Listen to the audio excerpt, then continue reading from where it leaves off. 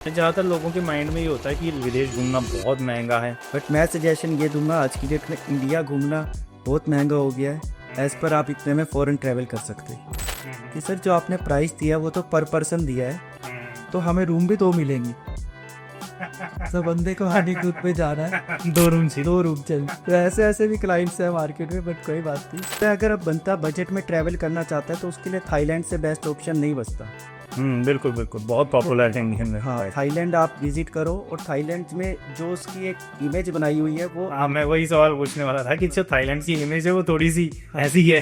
नहीं, जो उसकी इमेज बनाई हुई है ना, वो बिल्कुल गलत परसेप्शन है लोगों का। बट लेकिन अगर आप देखो तो वो कपल्स के लिए भी बहुत अच्छी जगह है। मतलब अगर आप एक चीज़ को छोड़ दो तो उसके अलावा उसमें वहाँ पे 100 प्लस पॉइंट है।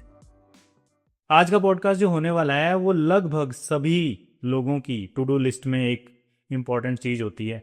एक ड्रीम होता है हर किसी का कि वो फॉरेन ट्रैवल करें या विदेशों में घूमने जाएं। वो छुट्टियां मनाएं तो ऐसी डेस्टिनेशन पे मनाएं कि मज़ा आ जाए। और आजकल तो फ्लॉन्ट करने का ज़माना है, सोशल मीडिया पे स्टेटस डालने का ज़माना है। तो ऐसी ही डेस्टिनेशंस आप जो सोशल मीडिया पे देखते हैं, रील्स पे देखते हैं, सबको इच्छा होती है कि ऐसी जगह पे हम जाएं। लेकिन हम सोचते हैं कि ये सब कैसे होगा, कैसे इस सब को हम प्लान करें, क्योंकि ये बहुत टाइडी प्रोसेस होता है। और कभी कभी हमें विश्वास नहीं होता कि किस एजेंट पर हम भरोसा करें। इसी तरह की सभी जो समस्याएं हैं उनको हल करने की एक छोटी सी कोशिश आज हम कर रहे हैं। और हमारे साथ स्टेमोंट एक कंपनी है जो कि एक ट्रैवल कंपनी है जो कि आपको सभी प्रकार की सर्विसेज देती है फॉरेन ट्रैवल के लिए। तो आज हमारे साथ स्टेमोंट के फाउंडर मेंबर हैं जो कि आपको इस ट्रैवल के बारे में जो भी आपके सवाल हैं, जो भी आप मन में सोचते हैं एक डेस्टिनेशन के बारे में, और उससे पहले आपके मन में ये सवाल आ जाते हैं कि कैसे ये सब होगा, ये सब मैनेज कैसे होगा, तो उन्हीं सभी समस्याओं को हल करने के लिए हमारे साथ हैं अक्षय कंबोज जी। स्वागत है आपका इस पॉडकास्ट में। तो सबसे पहले तो आप अपने बारे में एक बेसिक सा इंट्रोडक्शन कि आपने कैसे इस कंपनी की शुरुआत की, और क्या कोई ऐसा एक्सपीरियंस हुआ लाइफ में जिसकी वजह से आपने सोचा कि ये कंपनी मुझे इस तरह की करनी चाहिए। एक्चुअल में आई पास माई 12th इन 2014। ओके। उसके बाद मैं 1 ईयर कॉलेज गया, और उसके बाद मैंने जो मार्केट में देखा कि ऑनलाइन का जो क्राइटेरिया था ना वो बढ़ रहा था। मतलब लोग ऑनलाइन की तरफ ज़्यादा फोकस कर रहे थे। ठीक है। तो उसके बाद जब धीरे धीरे देखा ना, तो उस टाइम होटल इंडस्ट्री ऑनलाइन के अंदर आ रही थी। तो फिर हमने डिसाइड किया कि कुछ ना कुछ ऑनलाइन के अंदर ही कुछ किया जाए, सो दैट ठीक है। ये कुछ वाइड इंडस्ट्री है। तो हमने डिसाइड किया कि होटल इंडस्ट्री को टारगेट किया जाए, बिकॉज हम लोग बचपन से ही घूमते रहे, पेरेंट्स हमें घुमाते रहे। तो हमें वही इंडस्ट्री लगी कि ये बेस्ट इंडस्ट्री है, बिकॉज होटल्स हर जगह चले जाओ, सबसे एक ज़रूरी पार्ट है। बिल्कुल। और पहले टाइम में क्या होता था, आप लोगों को अगर ग्रुप के लिए जाना है तो पहले आप लोग 2 लोग जाते थे, पूरी बुकिंग्स करके आते थे, फिर पूरे ग्रुप को लेके जाते थे। बिल्कुल। तो वो चीज़ ख़त्म करने के लिए हमने कहा कि उस पर भी आपका एक्सपेंस हो रहा है, अगर कुछ ना कुछ हमारी ही मैनेजमेंट ऐसी बन जाए कि आपका एक्सपेंस ना हो। तो इसलिए हमने डिसाइड किया कि कुछ ऐसा स्टार्ट किया जाए। तो हमने ट्रैवल कंपनी स्टार्ट की विद द नेम ऑफ स्टेमोट। बहुत बढ़िया। तो क्या जो स्टेमोंट कंपनी है, क्या वो सिर्फ इंटरनेशनल ट्रैवल्स ही करती है या विद इन इंडिया भी ट्रैवल करती ये है? हम लोग इंटरनेशनल ज़्यादा करते हैं, डोमेस्टिक करते हैं, बट डोमेस्टिक सिर्फ ग्रुप्स में करते हैं। ओके। इंटरनेशनल मतलब अगर हम डोमेस्टिक में ये सोचे कि हम लोग मतलब इंडिविजुअल्स पैकेजेस नहीं करते, कॉरपोरेट्स और उनके लिए करते हैं हम डोमेस्टिक, बट वैसे नहीं करते। ठीक है, ठीक है। तो अब जितने भी ये ट्रैवल डेस्टिनेशंस हैं, अब जब फॉरेन की बात हो रही है तो हर किसी का वही ना एक लिस्ट में नाम होता है कि मुझे फॉरेन ट्रैवल करना है। मतलब नाम क्या होता है, एक सपना होता है, एक टू डू लिस्ट है कि मुझे अराउंड दी वर्ल्ड जो है ना, वर्ल्ड टूर जो है वो एक बहुत बड़ा ड्रीम है। वर्ल्ड टूर तो कितने लोगों के लिए पॉसिबल हो पाता है, ये तो बिल्कुल है, उनके उस पे बात है कि वो कैपेसिटी क्या है। में आ जाता है। हाँ, लेकिन जो भी डेस्टिनेशंस हैं उनमें क्या आप रेकमेंड करते हैं कि क्या कुछ ऐसे कंट्रीज हैं जो हमें जरूर घूमने चाहिए? हाँ बिल्कुल है, अगर आप बनता बजट में ट्रैवल करना चाहता है तो उसके लिए थाईलैंड से बेस्ट ऑप्शन नहीं बचता। बिल्कुल बिल्कुल, बहुत पॉपुलर है इंडियन में। हाँ, थाईलैंड आप विजिट करो, और थाईलैंड में जो उसकी एक इमेज बनाई हुई है वो हाँ, मैं वही सवाल पूछने वाला था कि जो थाईलैंड की इमेज है वो थोड़ी सी ऐसी है। नहीं, जो उसकी इमेज बनाई हुई है ना वो बिल्कुल गलत परसेप्शन है लोगों का। बट लेकिन अगर आप देखो तो वो कपल्स के लिए भी बहुत अच्छी जगह है। मतलब अगर आप एक चीज को छोड़ दो तो उसके अलावा उसमें वहाँ पे 100 प्लस पॉइंट है। हम्म मतलब ऐसा नहीं है कि जैसा वो लोग सोचते हैं कि वो तो दूसरा ही डेस्टिनेशन है। नहीं नहीं नहीं नहीं, उससे तो फार बेटर है। मतलब जो लोग 4-5 बार विजिट कर चुके हैं ना, वो फिर भी कहेंगे कि उससे तो फार बेटर है। मतलब मैं अगर अपनी पर्सनली रिकमेंडेशन दूँ तो जब से मैं थाईलैंड जा रहा हूँ, मैं 7 to 8 टाइम्स चला गया हूँ अब तक। अच्छा। बट लेकिन तब से लेके आज तक वहाँ की चीज़ें बढ़ी रही हैं, कम नहीं हो रही हैं। तो हर चीज़ वहाँ पे कुछ ना कुछ नया मिलता है, दुनिया से अंदर हटके। ठीक है। और कुछ कंट्रीज इसी लिस्ट में? हाँ, अगर कपल्स के लिए है तो बाली इज़ द बेस्ट। इंडोनेशिया आप जा सकते हो, मालदीव्स अच्छा है। ठीक है। हाँ, मालदीव्स आप जा सकते हो, बट एक्चुअल में मालदीव्स बजट में भी ट्रैवल होता है। ये लोगों के अंदर प्रिस्क्रिप्शन है कि उनको नहीं पता कि ये बजट में भी होता है। बट मालदीव बजट में भी अवेलेबल है। बट लेकिन वो आपको देखना है कि आप बुकिंग किसके थ्रू करवा रही हैं। हाँ, बिल्कुल बिल्कुल। तो ये तो होगी, ये कंट्रीज ऐसे हैं जो कि आसपास और बजट में है। हाँ, तो इसमें क्या आप इसमें सोलो या ग्रुप ट्रैवल या सभी तरह के आप टूर पैकेजेस हम लोग करवा? सारे तरह के टूर पैकेजेस करते हैं। ठीक है। सोलोस के लिए हमारे ग्रुप टूर्स होते हैं, बेसिकली उसके अंदर स्ट्रेंजर्स होते हैं। ठीक। अच्छा, मतलब सोलो में भी आप एक ऐसा अरेंजमेंट कर रहे हैं कि उनको एक ग्रुप मिल जाए? हाँ, उनको ग्रुप मिल जाए, बिकॉज सोलो में ओके। क्या होता है, अगर आप अकेला बंदा जा रहा है घूमने के लिए तो उसकी एक तो कॉस्टिंग बढ़ जाती है। बिल्कुल तो बिल्कुल। कोस्टिंग में क्या होता है कि अब उसको जाना है, वो सोलो ट्रैवल करे तो उसको घूमना ही है। हम्म। तो उस केस में वो क्या करते हैं कि हम लोगों ने एक ऐसा कंसेप्ट बनाया हुआ है जिस जैसे हमारा हर महीने फुल मून पार्टी का ट्रिप जाता है अच्छा। थाईलैंड। उसमें क्या होता है, मंथ में एक ही बार वो पार्टी होती है, फुल मून पार्टी। बहुत सारे लोग कांटेक्ट करने वाले हैं आपको फुल मून और पार्टी में?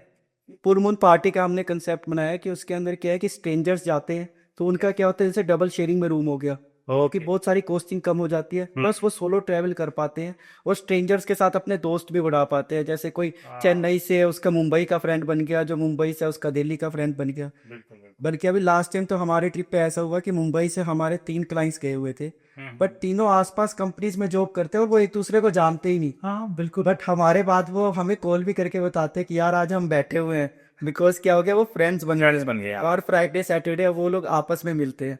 चलो, ये तो तो बड़ी वो अच्छी चीज़ बात होती है। है सोलो की। मतलब सोलो में जाके भी अब आप एक ग्रुप का पार्ट रह सकते हाँ हाँ। हैं एक तरह से। आप अब वो आपके ऊपर है कि आप अलग से घूमना फिरना चाहते हैं या फिर उन लोगों हाँ, के अगर साथ। आप अलग घूमना चाहते हैं तो आप अलग कर सकते हो, बट हाँ। लेकिन अगर आप ग्रुप के साथ जाते हो तो ग्रुप के साथ वो चीज़ें होती है करने की, जैसे पार्टी है, पार्टी आप अकेले करो और ग्रुप के साथ करो बिल्कुल। तो बहुत फर्क आ बहुत जाता है। फर्क है बिल्कुल। तो उस केस में लोग क्या करते हैं, फिर हम लोगों ने वो कंसेप्ट बनाया कि आप ग्रुप के साथ जाओ, सोलो ट्रैवलिंग करनी है तो वो ज़्यादा बेटर है।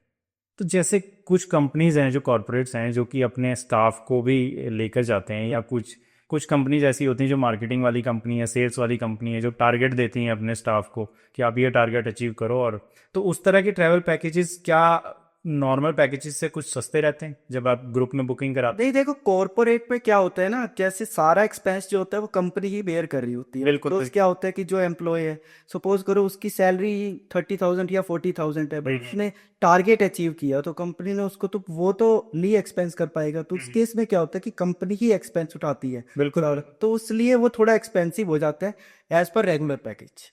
अच्छा। हाँ, बट वो इतना भी एक्सपेंसिव नहीं होता, बट ठीक है। तो वो कंपनीज भी ये चीज़ समझती हैं और वो उनके लिए समझना भी बेटर है। बिकॉज क्या होता है कि आप किसी को भेज रहे हो और ये तो नहीं है ना कि आपने उसे टारगेट पूरा करके अपना मोटिव निकाल लिया है। आप जिसको भेज रहे हो तो उसकी सर्विस का भी ख्याल रखोगे, हर चीज़ ही ये इसके लिए है अवेलेबल, तो बिल्कुल वो बिल्कुल। ये सर्विस वाला जो रहता है ये काफ़ी लोगों का कंसर्न रहता है, जो भी लोग बाहर ट्रैवल करते हैं फॉरेन कंट्री में। तो उनका एक कंसर्न रहता है कि बाहर जाएंगे पता नहीं। और आजकल तो ऐसे बहुत सारे हमें वीडियोस देखने को मिलते हैं कि इंडिया से कोई बाहर जा रहा है, उसके साथ कोई स्कैम हो रहा है, सामान चोरी हो रहा है, कुछ भी हो रहा है ना, स्कैम हो रहा है।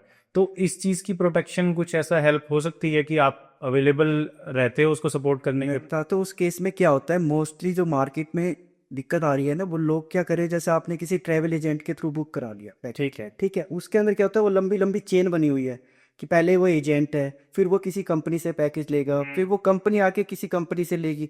तो उस केस में क्या होता है, फ्रॉड होने के चांसेस ज़्यादा होते हैं। जाए। और ऊपर से क्या होता है कि एक एजेंट जो होता है वो एक अपने छोटे से मार्जिन के चक्कर में ना आपका पूरा ट्रिप स्पॉइल करवा देता है, कि उसको तो इतना मार्जिन बचना है, वो सोच रहा है कि आप बाहर भी ना जाओ, हमसे ही लो।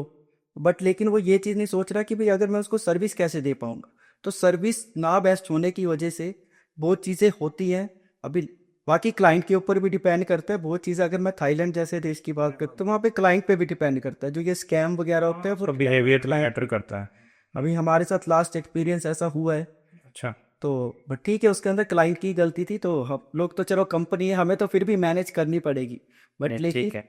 हर चीज़ का मतलब क्लाइंट को भी ध्यान रखना पड़ता है अगर वो फॉरेन ट्रैवल कर रहे हैं। तो जैसे कभी किसी कंट्री में इमरजेंसी सिचुएशन हो जाती है, हाँ जी।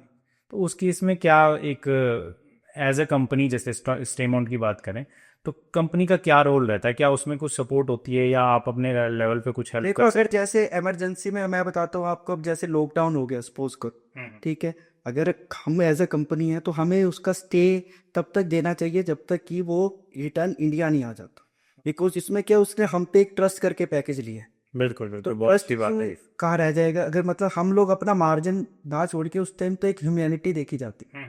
तो उसके लिए हमारा यही रहता है कि भाई अगर कोई ऐसी सिचुएशन आ रही है तो हमें पहले वो सिचुएशन हैंडल कर दी है, बाकी चीज़ें सब बात का पार्ट है। बहुत अच्छी बात है। हाँ, तो कई बार ऐसी सिचुएशन हो जाती है कि कहीं फंस गए तो फिर। हो जाती है कई बार, ऐसी भी सिचुएशन हो जाती है कि क्लाइंट ने मतलब क्लाइंट गया और पहुंचा होटल पे, ठीक है, बट उसका एक दिन का एक्सटेंड कराना है उसको, ठीक है, बट वो बहुत चीज़ें एक्सपेंस भी होता है। कई बार क्या होता है कि कई बार फ्लाइट रिफंडेबल होती है, बट क्लाइंट को बताया जाता है कि वो नॉन रिफंडेबल है, तो ये भी स्कैम बहुत चल रहा है। तो वो क्लाइंट के लिए बेटर है कि क्लाइंट को चेक करना चाहिए कि वैसे उसको कोई इमरजेंसी आ गई और वो रिफंडेबल फ्लाइट है, कंपनी तो अपना मार्जिन देख रही है कि इसको नॉट रिफंडेबल कह के बेच दो, बट लेकिन क्लाइंट को भी चेक करना चाहिए कि वो नॉन रिफंडेबल है या रिफंडेबल है। तो वो तो मतलब सजेस्ट आप यही करते हैं कि रिफंडेबल होनी चाहिए ज़्यादातर हाँ, फ्लाइट्स अगर लोग कराएं। करते हैं तो वो यही करता है कि रिफंडेड। कई बार ऐसा हुआ, कभी आपके साथ ऐसा हुआ कि कोई ग्रुप गया हो फॉरेन में और उसने बोला हो कि यार हम 5 दिन का सोच के आए थे, क्या हम इसको 7 दिन या 8 दिन एक्सटेंड कर सकते हैं? कभी ऐसा होता है? नहीं, और ये पॉसिबल होता है ऐसा? ऐसा हो जाता है पॉसिबल, बट उस केस में क्या होता है, हमारी क्लाइंट से पहले ही बात हो रखी होती है कि हाँ भाई अगर उनका ऐसा लगता है, उस केस में हम लोग उनको सजेस्ट करते हैं कि हम रिफंडेबल फ्लाइट्स कराएं उनकी आने की। ठीक है। सो दैट उसमें क्या होता है कि अगर उनका प्लान कैंसिल भी हो रहा है, मतलब क्योंकि क्या है, हमें तो डेट्स एक्सटेंड करनी है, पर अगर फुली रिफंडेबल हो जाएगा तो उस केस में उसके नुकसान नहीं होता उसको, नुकसान नहीं होगा, तो ठीक। उसका लॉस बच जाए, इसलिए हम लोग उसको रिकमेंड करते हैं। होते हैं बहुत क्लाइंट, क्योंकि उनको ये होता है कि हम जा रहे हैं, बट उनको पता नहीं है कि हम 6 दिन रुकेंगे या 7 दिन रुकेंगे। हाँ, तो यही होता है कि अब इतनी दूर कोई जा रहा है तो वो ये 2 दिन अगर वो एक्सटेंड करा ले तो उसको लगता है कि सिर्फ होटल स्टे और ये अब सब। तो हमारे साथ बहुत बार होता है ऐसा, उस केस में हम लोग रिफंडेबल फ्लाइट्स देते हैं क्लाइंट को कि हाँ ठीक है, ये भी अच्छी बात है। आपका अगर जब आपको लगता है तो आप हमें बताते हैं ना, उसका टाइम होता है 48 आवर्स, तो 48 आवर्स बिफोर आपको बताना होता है, तो हम लोग वो कर देते हैं। ठीक है, ये भी बड़ी अच्छी बात है। तो उसके लिए अब ये सब प्रोसेस हो गया, तो उसके क्या चार्जेस, या वो फ्लाइट्स क्या महंगी होती हैं नॉर्मल फ्लाइट से? हाँ, नॉर्मल फ्लाइट से वो थोड़ी महंगी होती है, अच्छा। ज़्यादा महंगी नहीं होती। जैसे सपोज करो नॉर्मल फ्लाइट आ रही है आपकी 15,000 की, तो वो आएगी 17,000 की, बट अगर आप वो इंटरनेशनल फ्लेक्सिबिलिटी दे देता आपको है। फ्लेक्सिबिलिटी हम्म। चाहिए तो फिर वो चीज़ तो आपको देख। नहीं, सही है, सही है, ठीक है। और बाकी जैसे अब सबसे बड़ा एक जो ड्रीम है लोगों का घूमने का ना, वो है स्विट्जरलैंड। तो क्या उस तरफ के भी पैकेजेस, आप यूरोप ट्रिप या फिर हम लोग ये? यूरोप का भी करते हैं, हम्म। और यूरोप में हमारे ग्रुप टूर्स भी होते हैं। ओके। हाँ, तो हम लोग वो भी करते हैं, बट वो है कि हम लोग सजेस्ट ये करते हैं कि देखो यूरोप के अंदर क्या होता है ना, मोस्टली एजेंट्स क्या करते हैं, वो ना फाइल आपसे ले लेंगे, और फाइल लेने के बाद आपको कहेंगे कि ठीक है हम अप्लाई करते हैं, बट हमारा अप्लाई का इतना चार्ज है। अच्छा। अप्लाई का वो सपोज करो आपसे 10,000 ले लिए, 20 ले लिए, 30 में, बट हम लोग क्या करते हैं, हम लोग फ्री ऑफ कॉस्ट फाइल लेते हैं। अच्छा। बट हम फाइल वो लेते हैं जो हमें लगे, पहले हमारी सेटिस्फेक्शन होना बहुत जरूरी है, तभी हम उसको आगे सजेस्ट करें कि आप अप्लाई करो। तो हमें लगता है तो हम फाइल लेते हैं, बट हम सिर्फ टूर पैकेज के लिए दे रहे हैं, हम लोग उस फाइल पे मतलब कोई चार्ज नहीं लेते। हमारा पैकेज आप लो, बट हम फ्री ऑफ कॉस्ट यूरोप के लिए आपकी वीज़ा फाइल लगाएंगे। वाह। तो stay amount as a travel company और एजेंसी, जो भी आप कह सकते, कैसे कहना चाहें इसको, वो एक ट्रैवल का मेरे मन में थॉट आया ट्रैवल का, कि मुझे अपने कुछ दोस्तों के साथ मिलके एक प्लान करना है किसी भी कंट्री का। मान लो थाईलैंड का ही ट्रिप प्लान करते हैं। तो स्टे अमाउंट कहाँ से कहाँ तक, किस किस लेवल पे हेल्प करती है हमारी? मतलब कब मुझे स्टे अमाउंट को, जैसी किसी कंपनी को या स्टे अमाउंट को कांटेक्ट करना चाहिए? ये कोई आगे हेल्प करते हैं आप, मतलब पूरे? दोस्तों, अगर आप इंटरनेशनल घूमने जाना चाह रहे हो, तो उसके अंदर सबसे अच्छी बात ये होती है कि आप किसी कंपनी के थ्रू ही जाओ। उसमें क्या होता है, एक तो सेफ होती हो, जैसे सपोज करो आपका कोई ड्राइवर है, आपको पता है कि वहाँ पे आपको लेने के लिए कोई ड्राइवर मिलेगा, ठीक है। और अगर आपको वहाँ पे कोई भी प्रॉब्लम आ रही है तो क्या होता है, कंपनीज के अपने लीक्स होते हैं, ठीक है, क्योंकि हमारी जैसे अपनी गाड़ियाँ हैं, थाईलैंड के अंदर हमारी अपनी गाड़ी है, दुबई में हमारी अपनी गाड़ी है।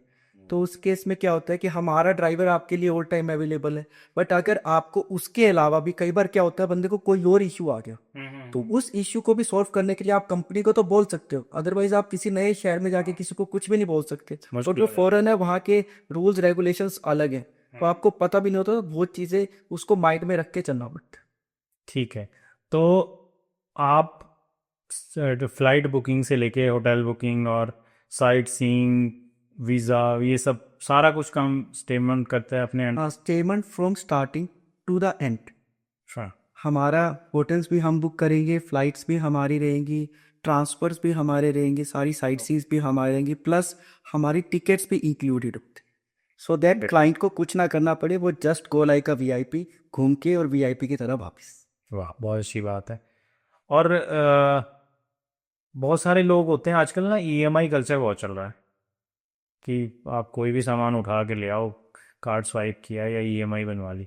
तो क्या ट्रैवलिंग में भी ऐसा कुछ ऑप्शन होता है कि मैं घूम आऊँ और आराम से ईएमआई में पे करता रहूँ? हाँ, होता है, बिल्कुल है।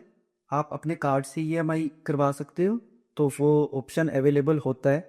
ईएमआई अब बहुत कंपनीज भी करने लगी है, और हम लोगों ने भी स्टार्ट कर दिया कि आप ईएमआई के थ्रू पैकेज ले सकते हो। उसमें क्या होता है कि आप अपने क्रेडिट कार्ड या डेबिट कार्ड के थ्रू अपना ईएमआई दवा सकते हो, तो बेसिकली वो चीज़ हो सकती है। बाकी अभी हमारा एक कंपनी से टाई अप चल रहा है, जिसमें बेसिकली हम लोग, अगर आपको पैकेज लेना है तो उस केस में हम लोग आपको लोन भी प्रोवाइड करवाते हैं। अच्छा। तो अभी कंपनी आ रही है, बट देखते हैं धीरे धीरे, let's go for the best. ठीक है। तो ये और भी आसान होने वाला है, जैसे कि अभी सर बता रहे हैं कि और किसी कंपनी के साथ टाई अप होने वाला है, तो धीरे धीरे करके चीज़ें आसान होती जा रही हैं। और जैसे हम बात कर रहे थे कि एक बजट डेस्टिनेशन या ऑफ सीजन में जब हम ट्रैवल करते हैं, तो बहुत सारे लोग ऐसे हैं जो कि पैसा बचाने के लिए ऑफ सीजन में ट्रैवल करते हैं। तो आप सजेस्ट करते हैं कि ऑफ सीजन में ट्रैवल करना चाहिए? As per my suggestion, off season travel की बेस्ट ट्रैवल है। अच्छा। बिकॉज उसमें क्या होता है, एक तो आप चीज़ों को ज़्यादा एक्सप्लोर कर पाते हो। ओके। रीज़न बिहाइंड क्या है कि आप लोग जा रहे हो, अब वहाँ पे क्या है कि बहुत चीज़ें, जैसे कोई एक्टिविटीज़ है या कुछ है, जब आप सीज़न ऑफ में जा रहे हो तो वो प्लेस बिल्कुल खाली है, वहाँ की ब्यूटी जो ऑफ सीज़न में मिलेगी आपको, वो सीज़न में मिलेगी नहीं, और मिलेगी तो आप देख ही नहीं पाओगे उसको उस एंगल से जो ऑफ सीज़न में होता है। तो फॉर मी, मैं सजेस्ट करता हूँ कि ऑफ सीज़न बेस्ट रहता है, बजट फ्रेंडली भी, प्लस आप अपनी आप को ज़्यादा टाइम दे पाते हो, सही बात है। तो वो चीज़। तो जैसे एक्टिविटीज़ होती हैं कई, तो उसमें मेरे ख्याल से रश भी कम होता है, तो रेट में भी फ़र्क होता है, कुछ पैसे भी बचते हैं? रेट में फ़र्क नहीं होता, मतलब एक्टिविटीज़ और उनमें रेट में कोई ज़्यादा फ़र्क नहीं होता कि हम मेजर डिफरेंस सोचें, बट टाइमिंग का बहुत फ़र्क हो जाता है। जैसे सपोज करो, जो सीज़न में एक्टिविटी सुबह मॉर्निंग स्टार्ट हो रही है 9 बजे, वो ऑफ सीज़न में स्टार्ट होएगी 12 बजे, क्योंकि आपको 9 बजे जाके उन्हें एक एक्टिविटी करवानी है, उसमें पहले ही इतने लोग हैं करने वाले, तो वो क्या होता है, अब ऑफ सीज़न में तो आप 12 बजे भी, तो उसके लिए आपके लिए हेक्टिक शेड्यूल नहीं रहता, बट सीज़न में वो हेक्टिक अवेलेबल रहता है पूरे दिन वो हाँ, आपके लिए। तो वो चीज़ है। ठीक है, ठीक है। और अगर किसी को, मान लो किसी ने कोई चाहता है कि, अलग अलग तरह के क्लाइंट्स होते हैं जो चाहते हैं कि ट्रैवल जो है, मतलब बाय एयर जो ट्रैवल करना है वो हम अपने एंड पे बुकिंग करा लें और बाकी पैकेज आपसे ले लें, तो क्या ऐसा भी पॉसिबल है? हाँ, हम लोग इसके लिए सजेशन भी देते हैं क्लाइंट को कि आप जैसे कंफर्टेबल हो वैसे कीजिए। हमारी भी यही रहती है कि क्योंकि हमारा बेसिकली क्या, जो हम सर्विस बेस दे सकते हैं वो तो हम टूर पैकेज पे ही दे सकते हैं, ठीक है, बट लेकिन हमारे पास फिक्स डिपार्चर्स भी अवेलेबल होते हैं। ओके। तो क्लाइंट्स को क्या होता है कि जैसे हमारी प्री परचेज फ्लाइट्स होती है, जो हमने 3-3 महीने या 6-6 महीने पहले बुक की होती हैं, ओके। तो वो प्राइस में चीपेस्ट पड़ जाती है, but it depends on client. अगर वो खुद करना चाहते हैं वो खुद भी कर सकते हैं, उसमें कोई मतलब प्रॉब्लम नहीं आती इतनी, बिकॉज एयरलाइन ऐसा नहीं है कि भाई आप किसी और से ट्रैवल फ्लाइट बुक कर दी तो पैकेज नहीं दे सकते? नहीं, ऐसा कुछ नहीं है, मतलब वो और एजेंट्स करते हैं, बट हमारा ऐसा नहीं है। आप Flexibility करना चाहे है। फ्लाइट खुद कर सकते हैं, वो ज़्यादा बेटर। ठीक है। तो अभी जैसे हमने बात की, ये थाईलैंड, इंडोनेशिया, मलेशिया, इस तरफ की कंट्री, इसके अलावा जैसे दुबई वाली साइड जो गल्फ़ कंट्रीज़ हैं, उस तरफ भी काफ़ी लोग जाते हैं। वो जाते दुबई, मतलब दुबई भी एक बहुत फेवरेट डेस्टिनेशन है लोगों का। जाना चाहता है और शॉपिंग के लिए दुबई काफ़ी पॉपुलर है। बेस्ट है। तो दुबई के बारे में या इस गल्फ वाली साइड के बारे में आप क्या सजेस्ट करेंगे, और आप उस तरफ के टूर भी करते हैं अपने? हम लोग वहाँ के ग्रुप टूर्स भी करते हैं, हम्म। इंडिविजुअल पैकेजेस भी होते हैं। ओके। बट दुबई अगर आपको जाना है तो आप सीज़न में जाएं, बिकॉज वहाँ पे क्या होता है कि जो गर्मी होती है ना, बहुत मतलब क्लाइंट झेल नहीं पाता। अच्छा। उस चीज़ में क्या होता है कि आप जा रहे हो, पर अगर आपको होटल में ही रहना है शाम तक, तो आई डोंट थिंक सो कि वो आपके लिए बेटर है, जब बंदा इतने पैसे लगा के जा भी रहा है। तो इसके लिए हम सजेस्ट करते हैं कि आप थोड़ा, जैसे अब यहाँ विंटर्स होती है तो वहाँ पे सीज़न खुलता है, तो आप उस सीज़न में जाए, वो ज़्यादा बेटर है आपके लिए। अच्छा, मतलब दुबई जो है वो ऑफ सीजन में सजेस्ट नहीं करता, हाँ, ऑफ सीजन क्योंकि में बिल्कुल suggest- गर्मी बहुत ज़्यादा होती है। बहुत ज़्यादा गर्मी होती है, आप जा ही नहीं सकते, और जाओगे भी तो मतलब बंदा परेशान हो, तो फिर वो लग्जरी के लिए जा रहे हो, ठीक है बिल्कुल सर। बिल्कुल। तो आप अगर आप उसी में परेशान होंगे तो आप इतने पैसे लगाने का कोई बेनिफिट नहीं। फिर तो आप ये है कि होटल में ही बैठे रहो। हाँ, बस होटल में वहाँ पे क्या है कि आप 5 या 6 बजे के बाद ही निकल सकते हो बाहर, क्योंकि वहाँ पे टेम्परेचर ही 45-48 डिग्री होता है। तो उसमें बंदा वैसे ही बहुत परेशान हो जाए, और हमारे जैसे इंडियंस को तो वो आदत भी नहीं, तो वो चीज़ है, तो वो बड़ी प्रॉब्लम आती है। तो मतलब ऑफ सीजन में ट्रैवल करना चाहिए, लेकिन कुछ कंट्रीज जैसे दुबई जिस कंट्रीज कर सकते हो, जैसे थाईलैंड, हम्म। इंडोनेशिया आप जाइए, मालदीव्स जा सकते हो, क्योंकि मालदीव्स में क्या है, और मतलब मालदीव्स में आप क्या कर सकते हो कि मालदीव्स बजट में आ जाता है आपके, क्योंकि जब ऑफ सीजन है तो वो बजट में। बट मैं एक सजेशन ये भी दूंगा कि क्लाइंट क्या सोचते हैं, जैसे आप ऑफ सीजन जा रहे हो तो हम लोग बजट कम करते हैं, मतलब बजट कम होगा, हाँ। बट हम सजेशन ये देते हैं कि बजट कम करने से आप अपनी एमिनिटीज कम कर रहे हो। तो उसका सबसे बेस्ट ऑप्शन यही रहता है कि आप सीजन में जाओ या ऑफ सीजन में जाओ। ऑफ सीजन में जा रहे हो, बजट ना कम करके ना उसमें Activities। अपग्रेडेशन हो जाएंगे। हाँ। जैसे आप सपोज करो 3 स्टार के बजट में जा रहे हो तो आप 4 स्टार में रुकोगे, 4 के में जा रहे हो तो 5 स्टार में रुकोगे। वो अपग्रेडेशन बेटर है, पैसे कम करने के बजाय। तो जाए बंदा कहे पैसे कम करे। पैसे कम करने में क्या होता है कि फिर वो उतनी ही डिग्रेडेशन हो जाती है चीज़ों। ठीक है ठीक है। और हाँ, दुबई के बारे में जैसे बात कर रहे थे, तो दुबई क्या सिर्फ एक शॉपिंग के लिए ही है, कि दुबई के बारे में एक्सपीरियंस पर्सनल अभी कभी आप? नहीं, दुबई शॉपिंग के लिए नहीं है हम्म। ना, जितना दुबई जो फेमस है बेसिकली, वहाँ पे जो टूरिस्ट विजिट करते हैं उन्होंने मतलब बनाया ही वो टूरिस्ट के लिए है। जो दुबई बना हुआ है वो टूरिस्ट के लिए बना हुआ है। तो दुबई में बहुत सारी एक्टिविटीज़ है, जैसे डेजर्ट सफारी है करने के लिए, 2 क्रूज डिनर है, ठीक है, और आपका मिरेकल गार्डन है, फ्यूचर म्यूजियम है। जो देखने की चीज़ है, फ्यूचर म्यूजियम मस्ट है। मतलब हमारे यहाँ के इंडियंस जाते हैं सस्ता देखने, बट मैं एक सजेशन ये दूंगा कि आप थोड़े से पैसे दे के बट फ्यूचर म्यूजियम जरूर विजिट करें। तो जो भी ये साइट सीइंग वाला होता है उसकी सजेशन भी आप देते हैं? हाँ, उसके और उसमें भी कस्टमाइजेशन हो सकती है कि मैं ये नहीं, अगर ये प्लेस ऐड। हाँ, आप जो चीज़ ऐड ऑन कराना चाहो वो हो सकती है, जो चीज़ आप नहीं ऐड ऑन कराना चाहते वो भी हो सकती है। मतलब हर चीज़ पॉसिबल है, ऐसा कुछ नहीं है कि कुछ, पूरी फ्लेक्सिबिलिटी है पूरी मतलब। फ्लेक्सिबिलिटी, ऐसा कुछ नहीं है कि कोई चीज़ हो ही नहीं। ऐसा नहीं है कि पैकेज दे दिया तो इसमें चेंज नहीं होगा। हाँ, बट वो है कि वो चीज़ें आपको देखने की, आपको क्या चीज़ चाहिए और क्या चीज़ आपको नहीं चाहिए। बिल्कुल ठीक है। अब जो सवाल जो आता है लोगों के मन में फॉरेन ट्रैवल में, ट्रस्ट का आता है। ऑनलाइन ऐड देख लिए, आप भी शायद सोशल मीडिया पे आप भी कर रहे हैं अभी, अब सोशल मीडिया के थ्रू लोग हमको देख रहे हैं इस वक्त। तो एक ट्रस्ट की जो कमी होती है शुरू में एक नई कंपनी के लिए, या जिसके बारे में लोगों ने कम सुना, तो उसके लिए आप कैसे लोगों को अश्योर कर सकते हैं कि आपके साथ अगर ट्रैवल करें तो एक्सपीरियंस अच्छा रहेगा? अगर ट्रस्ट का इशू है ना, वो इस इंडस्ट्री में बहुत है, बट लेकिन ट्रस्ट का इशू रहना भी चाहिए, क्योंकि क्या होता है, जो भी मार्केट में हर आप किसी भी फील्ड में चले जाओ, आज की डेट में फ्रॉड बहुत हो गया, बिल्कुल बिल्कुल। ठीक है। तो उसके लिए क्या हम सजेशन देते हैं कि आप एक तो कंपनी की रिलायबिलिटी, वो कितने साल पुरानी है, आजकल तो जीएसटी नंबर है, उससे आप चेक कर सकते हो कि कितने साल पुरानी कंपनी है। ठीक है। बिकॉज अगर किसी को फ्रॉड करना होगा तो वो कम से कम 5-6 साल पुरानी कंपनी तो अपनी खराब करेगा नहीं, वो तो नई कंपनी खोलेगा, या 6 महीने साल पुरानी कंपनी होगी, तो उस पर आप इतना ट्रस्ट नहीं कर सकते। और ठीक है। दूसरी चीज़, आपको जो मतलब फ्रॉड है, मतलब मैं खुद देख रहा हूँ इस इंडस्ट्री में कि लोग, हमें कॉल पे पता चल जाता है कि ये फ्रॉड है, बट लोग नहीं समझ पा रहे।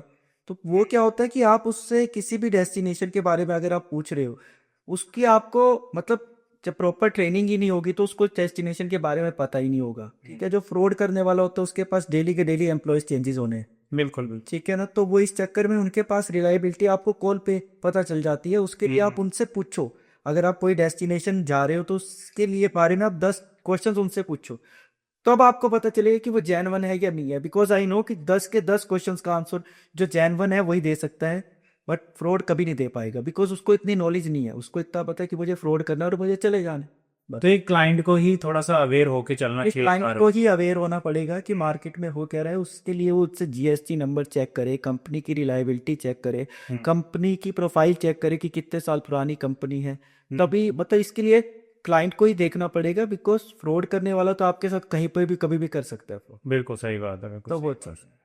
तो वही बात हो रही थी, जैसे कि हमने आज का पॉडकास्ट इसीलिए रखा था कि काम की बातें बहुत लोग करते हैं, तरह तरह के ज्ञान सब जगह चल रहे हैं, लेकिन अपने लिए एक टाइम होना चाहिए घूमने का, हाँ। इंजॉय करना चाहिए। हम तो सुनते आए हैं कि जितना आप ट्रैवल करोगे उतनी नॉलेज आपकी बढ़ेगी, और जितना अलग अलग लोगों से मिलोगे। जितना आप ट्रैवल करोगे उसमें अलग अलग आप लोगों से मिलोगे, प्लस आप इंडिया का कल्चर देख रहे हो, वहाँ पे अलग अलग आपको कल्चर देखने को मिलता है, तो उसके साथ आपके माइंड भी उस लेवल का हो जाता है, बिकॉज क्या होता है कि आप देख रहे हो कि भाई यहाँ पे ये है, हर कंट्री का कल्चर अलग है।